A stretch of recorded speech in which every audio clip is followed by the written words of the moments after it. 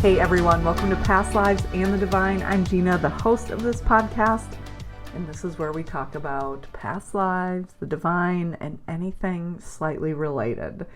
So, as you know, I have been, I guess, always on a journey of trying to figure out who I am, and just especially right now at this point in my life, just with different changes coming in, I'm moving, changes in relationship. I've had some changes in the way I want to work and ideas coming in for the future. And so I wanted to try out one of Ashley Sondergaard and Sarah Leverett's joint astrology and human design reading session that they offer. So that's what I'm going to share with you today. So we met just a few weeks ago and went through this. As you can see, I think both of these tools are just as we start to understand kind of like who we truly are, especially when we're in that space of trying to understand of like, what is it that I truly want and what am I told that I should want, or what is really making me happy and what am I told should be making me happy.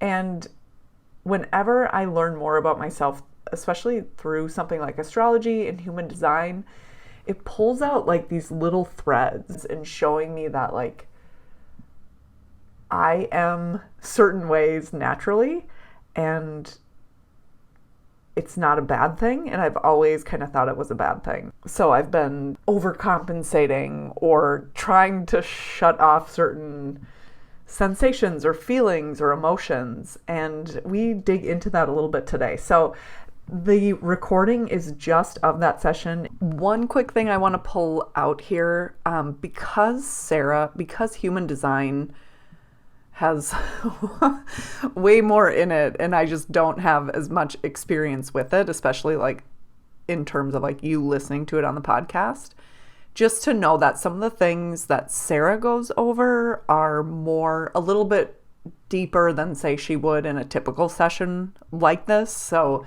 she goes over a little bit high level, but we get into more, just more details that maybe wouldn't be there if she hadn't looked at my chart so much, just over the course of like the last year.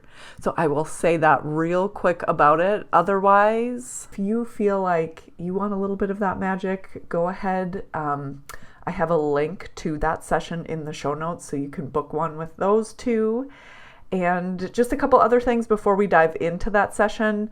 I will be back in a couple weeks with another episode, so I won't have an episode next week. I'll be back in a couple weeks.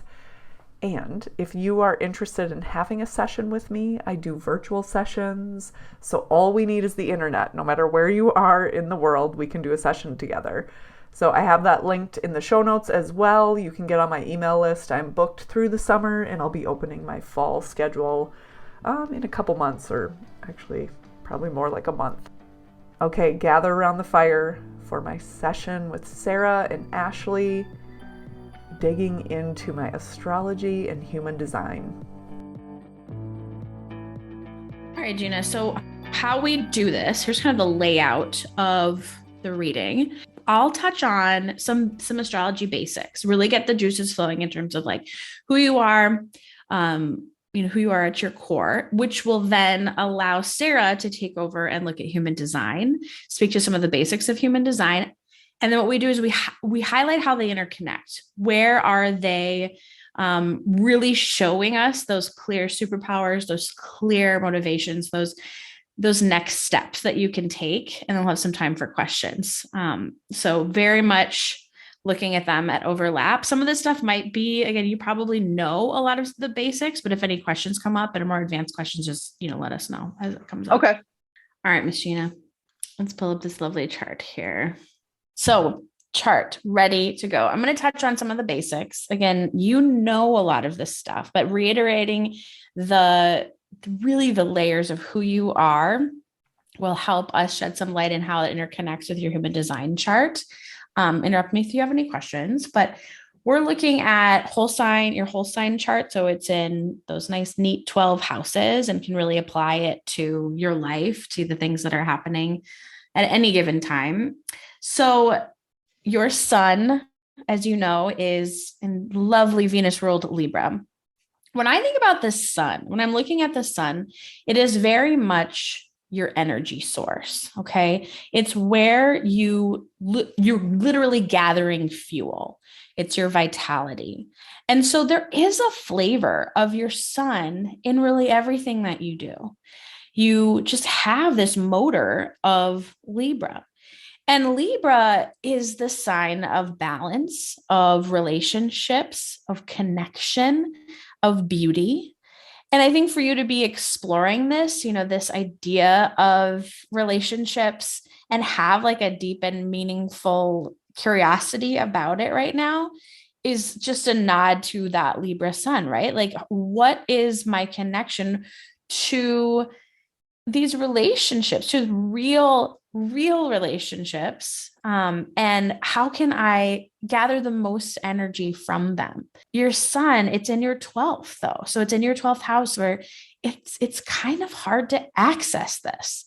It's hard to understand it. It gets a little bit murky, and it's 29 degrees, so it's like extremely important. It's like this thicker version of a Libra sun, if you will. 29 degrees is just more of like an auspicious degree point. So versus like 22 or whatever, it's like you're almost to the end there. You're almost into Scorpio land. But you are definitely a Libra. And I know it's funny because I know you, and I know how easy it is to get along with you. And I know how much you care for other people, but also it needs to be balanced out with what you were saying, in terms of, it can't be fake. These are real relationships, right? These are not superficial.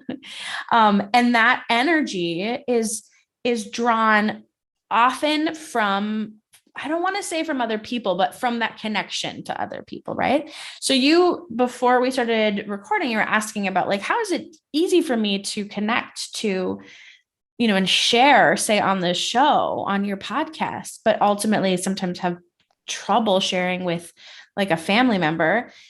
I mean, I'm only speaking for myself in the podcasting space as well, but I think it's a lot easier to speak to people that understand and like, I know are interested in this kind of stuff, interested in the weird, interested in that occult, if you will. They get it. We have connected on this deeper level. So it's easy for me to share that versus I don't know how my family necessarily feels. So there's just, again, this like connection point that really brings you a lot of energy and vitality. And because it's in the 12th house, it's just sometimes a little bit unclear. Does that make sense? Yeah. Yeah, it does. And you know what? Maybe that's just the 12th house to me. I think I'm not only obviously curious about astrology, but just like my sun in the 12th house. I don't know why that's something where, well, maybe it's because I have a 12th house sun, but I just feel like I can't really put my finger on it. And then just being in a space right now where I'm kind of overhauling relationships and really getting in touch with who I am. Libra is like the relationship sign, or at least that's kind of how I think of it. And so it's like, well, I am a Libra. And then I'm just like, but it seems so, you know what, though? I can say the more work I do and the more even digging into astrology, human design, just the more, I guess, validating it is that, like, yes, those questions are valid, and they're valid probably because you'll just always have those questions, like not really an answer. Well, and remember, the shadow side of Libra is people pleasing, and you knowing that and really working on this over the last, however many years, and really getting in touch with this part of yourself, is you're stepping into that harmonious space of Libra. Again, this is Venus. This is not, we're not messing around with doing things just for the sake of doing it. We're talking about living in a space of beauty, of love and abundance and ease and flow. And we live in a world that values people pleasing. So it's hard. I mean, it's hard to access that, and it's hard to balance that out. But Libra really, in its most positive sense, gets to get down to the nitty gritty of relationships and doesn't feel like there has to be some sort of like fake version of it, you know? Yeah. Yeah. Oh, that's cool. Okay. So then your moon over here in amazing Aries. I don't think I realized your moon was in Aries now that I think about this.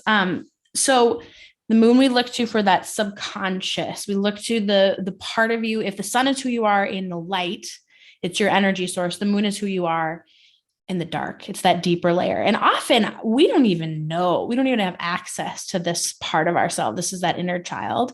Obviously, with the work that you do, with the self-study that you do, it's very much like you're figuring it out. But the moon is one of my favorite places to really look at these self-study practices. Like, what do I need to unearth? What part of myself do I need to study? And Aries is the sign of the self, right? It is the sign of the self and understanding why I am who I am unapologetically. Aries is that first sign of the zodiac. So it's like, okay, yeah, I'm willing to just be who I am, take that first step forward. And it gets a little bit messy. I know, Sarah, we've talked about this before. The Aries energy is like, it's not perfect. It's taking action, and it feels safe to do that. It feels safe to be confident and move forward. But in reality, it's kind of messy. There's mistakes that have to be made in order to learn. So with that moon in Aries, it's very much about understanding, what it is, who you are at your core, unearthing that part of yourself, and then giving yourself forgiveness for it not always being a super linear path. You're always moving forward. You're safe in taking those steps, but they just sometimes are a little bit like to the right, and then maybe over to the left a little bit, and then they're forward. Like it's not always that straightforward linear path. Aries is a really interesting place to have your moon because Aries is so individualized.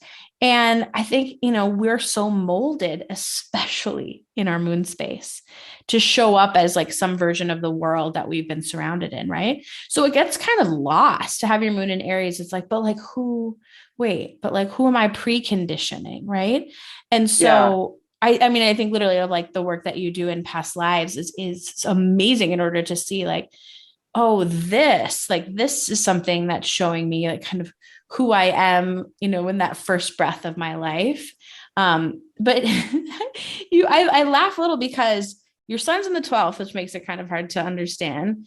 Your moon is wildly individualized. So there's that. And like at the same time, you're doing all of this. Like you are literally living these out, working to understand them. And I feel like Sarah's going to have a lot of good tips and just like how to kind of connect the dots here. But I guess I'm just saying you're doing a good job. Way to go, Jack. It's so validating.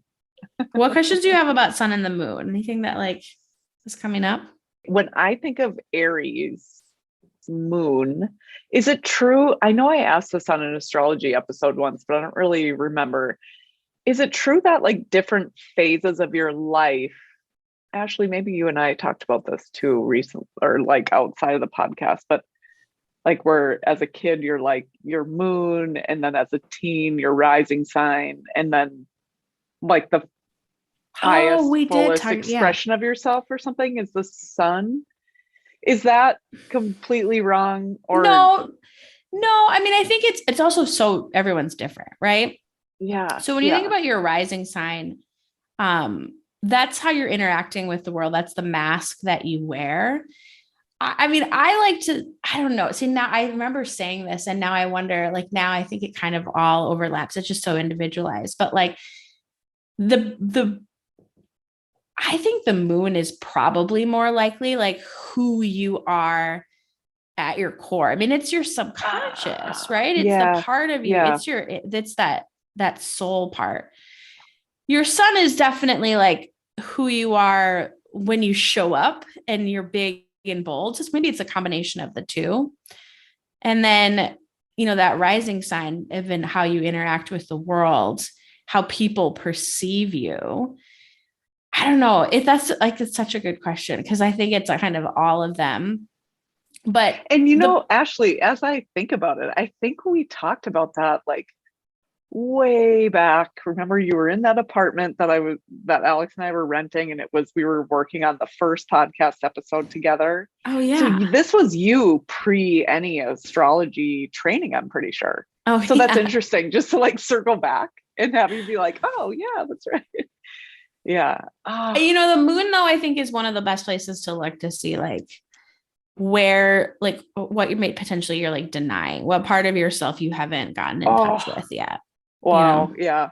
Mm-hmm. Yeah. Cause I would say anger can be it's a big signal for me. It's a big part of like emotional responses that now are information and I use it, where before it was just something that I felt like I had to not be that way, like turn it down. And granted, I was quite dysfunctional as an angry teenager, even as a kid and even into college.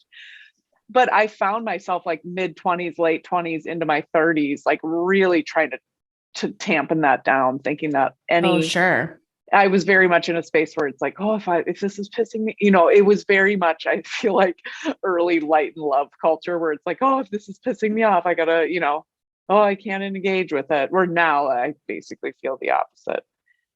So that's interesting when you say the part of yourself that you kind of disconnect from or Yeah.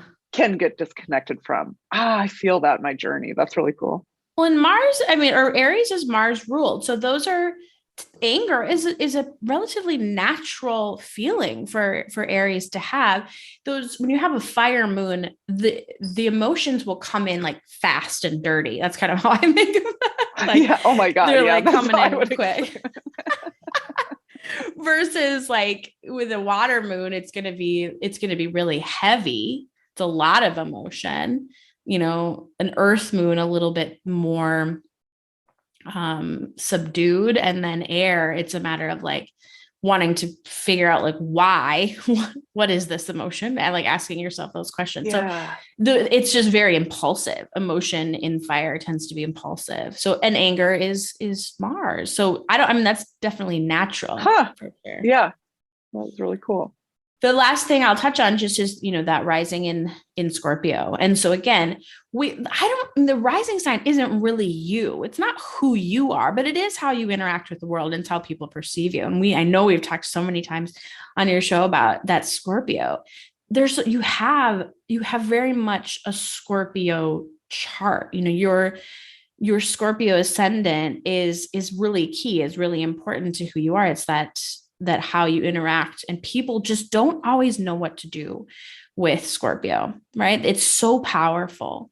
It's so transformational, and it's so taboo. People are just like, oh, you want to talk about death and grief? Like, I don't want to talk about that. That's overwhelming. And that's in your first house, right? Like, that's literally how you interact with the world. To have a show about past lives and about death. I mean, like, literally, this is it. And so Yeah. it is a superpower. And we've talked so much about like the different symbols of Scorpio, that like stinger on the shadow side and the phoenix on the other side. Yeah. There's so much transformation as it relates to all the things that you're doing with this world. So much transformation. So for you to be on your own transformative journey as well, I think just makes a lot of sense right now. Yeah. That just couple little tidbits. What do you got for us, Yeah. Sarah? So I want to start by just looking into what is defined and undefined in your chart. So what you're looking at here when you first see your human design chart is the energetic representation of what was in the sky at your time of, your design, which is decided by your birth time, how it plays out in the blueprint of your energetic body. So how it plays out for how your energy best functions, how it plays out for your aura and how that's going to feel to other people, how you're empathetic in some places versus consistent in other places. So you have a balance here of open and defined centers. So when you look at your chart, you are the most empathetic in these white open centers. So that is your head, which represents your inspiration and your creativity, your anja, which represents your mental awareness, your ideas, your G center, which is your love and your direction and your passion, your solar plexus, which is your emotions, and your spleen, which is your instincts and your fear. So you are very empathetic, and not just in the traditional sense of emotions, but also thoughts and belief systems and the direction of your life and, your fight or flight, your instincts. So with this, it's this opportunity to be really wise in these spaces, because you have to reflect, because you have to come back to yourself really often in these spaces, because this is where you need the most deconditioning, because you've picked up so many things that now you have to unlearn and get back to your truth. That leaves you very wise in these spaces. So that's an interesting way to look at that. But with the head and the anja being completely open, just know that you're picking up people's thoughts and their inspiration just as much as you're picking up their emotions. And so just being aware of that can help you like come back to your own and, really flush that out. So if your head starts to feel crowded, just really getting that out somehow, whether it's, pen and paper or meditation or whatever it is that works for you. That's going to be super important. Okay. So then speaking to your type, you are a manifesting generator. So part of what makes you a manifesting generator is that you have a defined sacral center. So this is the motor of your energetic body. And so you're going to have consistent access to your own motor, to your own energy, to your own life force. And just because you have it doesn't mean you're supposed to use it on anything and everyone. This is really meant to be a personal decision for you on, where do I want to use this life force energy? Where do I want to pour this energy? And the more you choose to pour it into joy and pleasure, the stronger your energy field gets. And not only for yourself, but for those around you. Because as a generator type, a subtype, you really have this ability to, that traditional sense of like, when your cup is full, it overflows. Like energetically, that is how it works for you. Like when your cup is full, the people around you feel that overflow and they get a bump of that life force because you are pouring into them energetically. And so just being aware that like, your relationships aren't going to thrive unless you're thriving. And that's in work and partnership and any other way you want to look at it.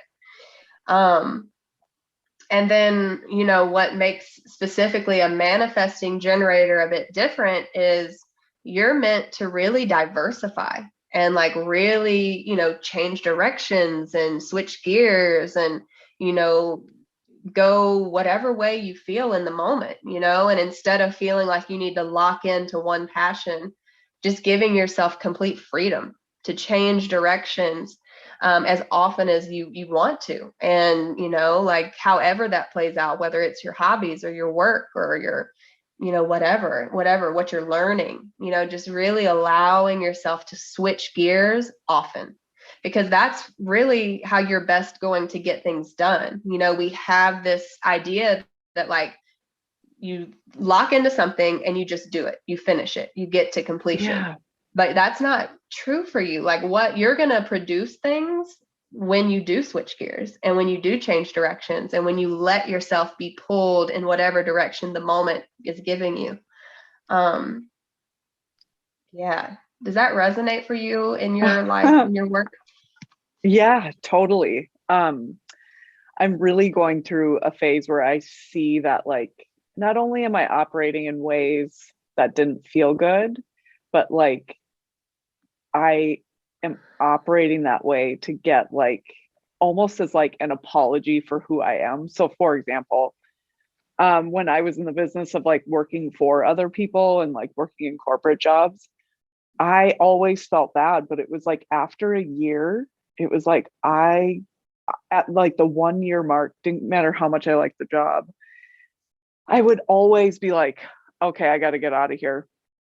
And it would take me a year to get out of there because I would like have the next person trained. It was just like, I would over fucking kill myself and overcompensate because I thought that was bad. And that is so interesting. Just reflecting on my life right now and then hearing that information, it's just validating. Because I think for so much of my life, I've assumed the way I am is wrong and then just like unconsciously live as an apology to that. And so to hear like, oh yeah, you are supposed to be switching and moving and da da da da da, feels good as opposed to thinking it was like something that was wrong with me, like my commitment issues or whatever. So that's really neat. I like that. Yeah, and it's interesting because most of the population has an open ego center, which is where your motivation and your willpower comes from. But you have a consistent, defined ego center, which means like what you are motivated to do in the moment is authentically yours and consistent. So follow that, like whatever it is in that moment that is motivating you is consistently and authentically something you can tap into. Versus a lot of people, they don't know what they're motivated to do, or they pick up other people's motivations, but you can really rely on that. Like you can rely on your motivation and trust that that's coming from you. Oh my God, that is really cool. Yeah. Wow. Okay. Oh, that's really, yeah, that lands, Leverett. I am glad. So then knowing this about your aura, knowing that you are life force energy that is meant to use that in a multifaceted, multi-passionate way, your aura is going to be open and enveloping and magnetic, and it's going to bring things and people and opportunities to you. The only thing you have to do is follow your joy and follow your motivation, and all of a sudden, everything you desire is going to come into your awareness. But the thing about that is not only everything you desire, but just in general, the people around you are going to gravitate towards you as well. So your strategy then is to only say yes to the things that are going to add to your experience, add to your life force, add to your passion. Because if you're saying yes to things that you really want to say no to, all of a sudden you're going to be burnt out and you're going to be stretched thin. And all of that lovely life force energy that you have access to is getting drained versus getting multiplied. So being a manifesting generator, you do have a little bit of this like initiation thing, but it's supposed to be activated once you've responded. It's like, okay, I'm following my joy, I'm following my pleasure, a person or an opportunity or something came my way, it's a resounding yes in my body, so now I'm going to initiate it. Now I'm going to like start that project, start that thing I've been wanting to do, but wait for the right time and the right person and the right opportunity to come your way, and then get into initiation mode, then use that fire to like get things moving. Yeah, and the way that you're going to best know how to respond is in the moment, because you have sacral authority. Authority is the place in your chart where you look to find how you best make decisions. And you want your decisions to come from a consistent place. And your sacral center being defined as a generator type means that's consistent for you. So that's why you want to stay in your gut, because your head is not going to be consistent. Your G center, your heart is not going to be consistent. Your instincts aren't going to be consistent, but your gut is going to be consistent. You are going to have a gut response, and it is going to be true for you. as long as you stay in your body instead of your head, right? So just really practicing with being in the moment, responding. Anytime you can give yourself a yes, no question to help you tap into motivation and direction, the better, because then you can trust that gut. So like, okay, I know I need to work today. Do I want to jump right in, or do I want to take a walk first? Okay, I want to take a walk first. Walk is done. All right, I know I need to check emails. I know I need to respond to this person. I need to make this phone call. Which way does my gut want to go? Like, give yourself a direct option to respond to. Give yourself something in the moment versus trying to think through what you should be doing or what's going to get you to your end goal. Give yourself one option at a time and go from there. Wow. Okay, so here's another thing that I've been like in all this talk about, like, what's it like to have a podcast, and just like the conversations I've had around that. One of the things that I notice I still have like residual shame over is how I work. And it's literally that, Sarah, like I show up, unless I have something that's absolutely due right now, which is just not the world I live in. I show up and it's like, okay, I have like 3 buckets of work that I think of in my brain with my job. And I just show up and it's like, what do I feel like doing? And then I just do it. And sometimes it's literally like, well, I was going to find a new font for something. And then I'll just like peruse fonts for like, way too long. But anyway, that's really interesting that it's just, I was already working on not feeling bad about that, but now it's just even more validating of like, oh, that's actually just more validation that, yes, Gina, trust yourself, that's working. Absolutely. And because you've mentioned shame and guilt, and then earlier you and Ashley were talking about anger, just remember that you have an open solar plexus. So more often than not, you're picking that up from the world around you. Like, you don't necessarily consistently feel shame, but you're picking up what society says is shameful. And so Yes. as often as you can remember that, and just as often as, that doesn't mean don't feel it, right? Like, still feel what's coming through your solar plexus, but just know that like that's not consistently yours. So let it come in and let it go out, and like not only is it coming in, but it's getting amplified in your energy center because it's open. So like the world says feel shame about this. So not only are you feeling the shame, but you're amplifying the shame. The world says you should be angry about this. So if that anger comes in, not only are you feeling it, but you're feeling it stronger than the person that actually put it out in the world, because you're amplifying every emotion that comes in. Okay. Yeah. Wow. Shit. Feel the feels and then let them go, because it's not consistently yours to carry. So I guess when it comes to like the gut feeling, is that an actual feeling in my region of my body I would call my gut? Or is this just like slang for intuition? Like, is it an actual feeling in my body? You would know this so much better than me as someone who's just trying to like understand it, not having a sacral. But how I have heard it is like almost a pull in one direction or another. So like your body is going to want to pull somewhere, or a sound is going to want to bubble out of your belly versus coming from your thoughts.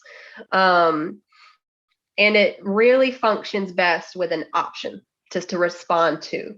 Like, you're going to have a really tough time accessing your gut on an open-ended, wide open thought or option or thing. Yes. Like, anytime you can pare it down to something to respond to, it activates your gut to be able to like lean one way or the other, or give you a sound or something that you can trust coming from your body.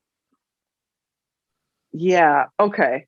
man, that would be a good like meditation for me to do, is to just like try to connect with it outside of I don't know, trying to make a big decision.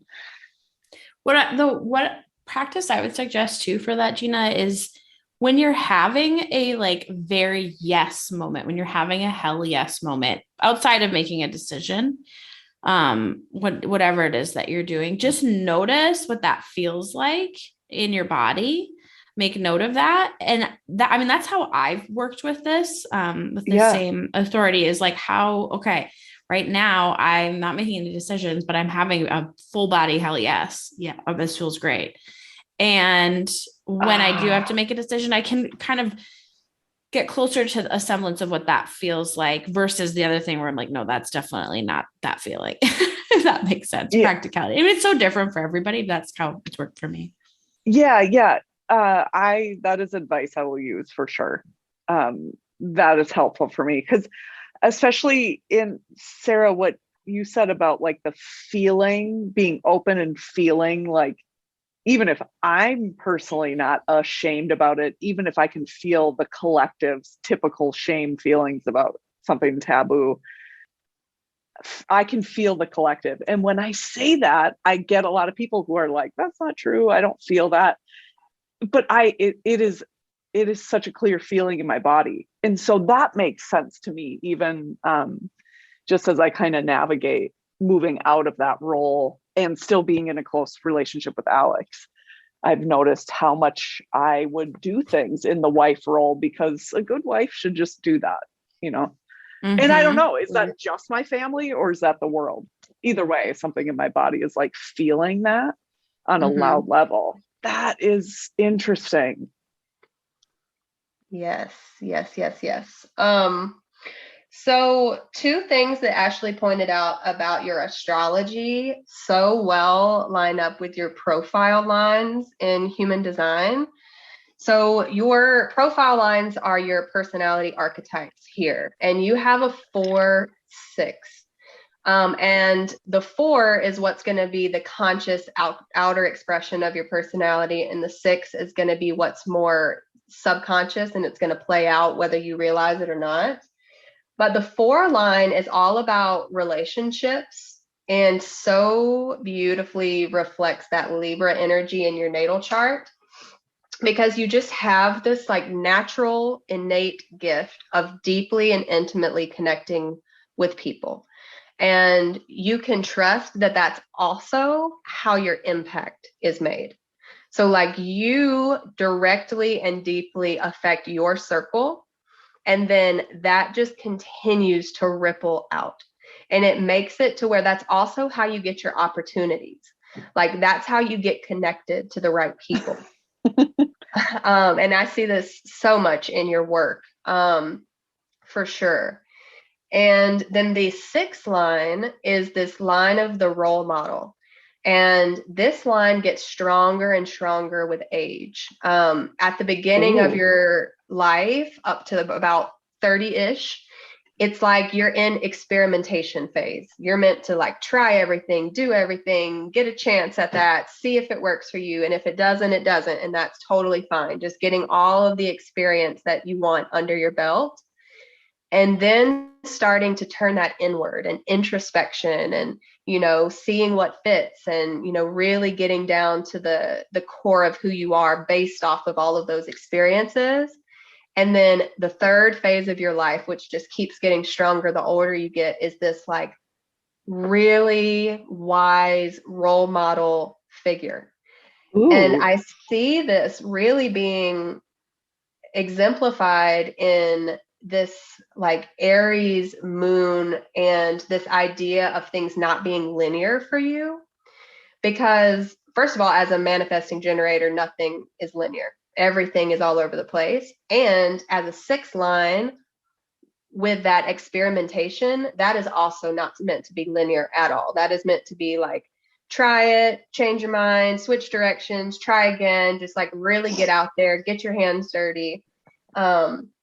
And so I think that those 2 things come together, and it's like this ultimate leader for your community. And this not only shows up in your profile, it shows up in your conscious sun. It shows up in both of your channels in your chart. Like you have such a strong leadership chart. It is unreal. And it's meant to be from a very communal space, from a very like shared space. But it's important to realize your influence too, because people, including myself, look to you for leadership. And just to know that about your energy and just to know how innate that is to you. Like you don't have to try to be the leader. It's just part of your design. And you kind of set the tone. You really do. Like not only as a Libra, but as someone who has gate 50 as their conscious sun gate, like you set the tone for values. Like you get to kind of have this like, okay, society says these are the values. No, this is what my community values. And people are going to look to you as like ways to kind of like bring balance and to bring more of like a social order. They're going to look to you for how you're living your life and then kind of adopt the values that you're kind of putting out into the world. And this place just comes from love. Like this is not a like mental power thing for you. This is all about like the love that you have for the people around you.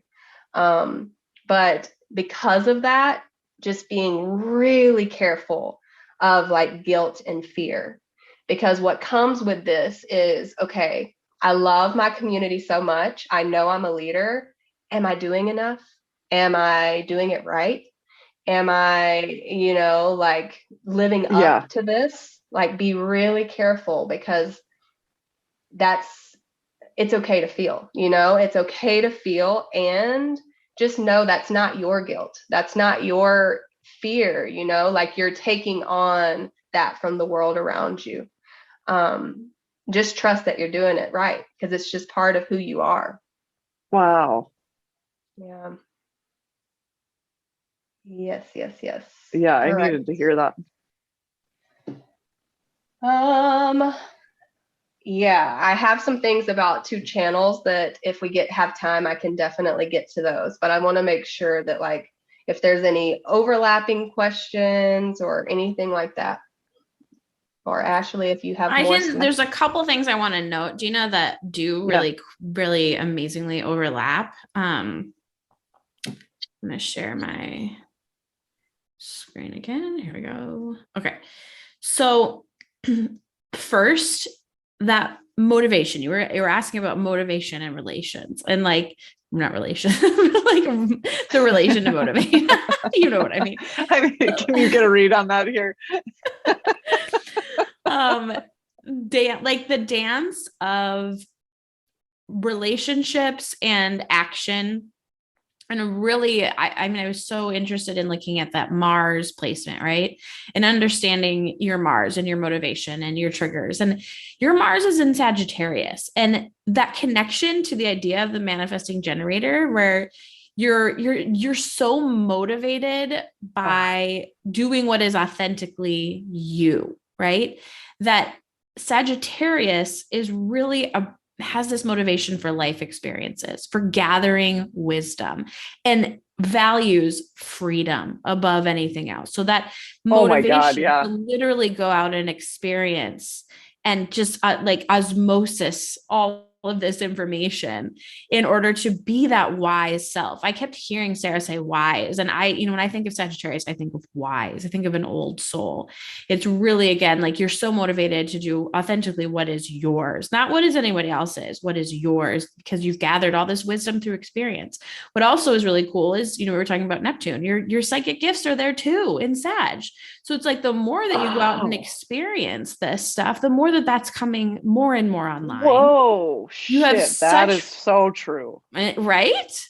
And you have all this freedom to change direction, and you have all this freedom to go out and experience. And then let's tie it with a bow in the 2nd house of money. So it's like, not only are you going to like enjoy this experience and like travel and turn on all these psychic gifts, but it's also very connected with how you make money. So I was like geeking out as she was saying all these things. That's really cool. Another note, with that sun in Libra, there really is this call to gather energy from a relationship, from a connection, from an exchange, and then make a move, right? And I think, Sarah, you said it in different words before, but like having that sun, that energy source there in Libra, it's like, okay, like feeling that relationship out and then deciding to take whatever step forward is definitely going to be just a more easeful process for you. Yeah. Did you know that you're a non-specific manifester? Did you know that about yourself? No, what does that mean? So there's a specific arrow that you can look at in the chart, in the human design chart, that tells you if you are like somebody who manifests, like you see your vision really clearly, like you have it really specifically outlined, you can see all the details. And then there's the other version, which is that it's really more like a feeling. It's like you're going after a sense of joy that you don't really have the details. You don't really know exactly what it's going to look like, but you're manifesting that feeling, and you're a non-specific. Yeah. So definitely, like when we were saying those actions of like making note of what it feels like to be in joy, that when you're doing any sort of manifestation work, you can just do a little stamp on yourself of like, okay, boop, this is what I want to feel like whenever I get to that thing, you know? Oh my God. Yeah, I think that was another note that you might use in some of your practices.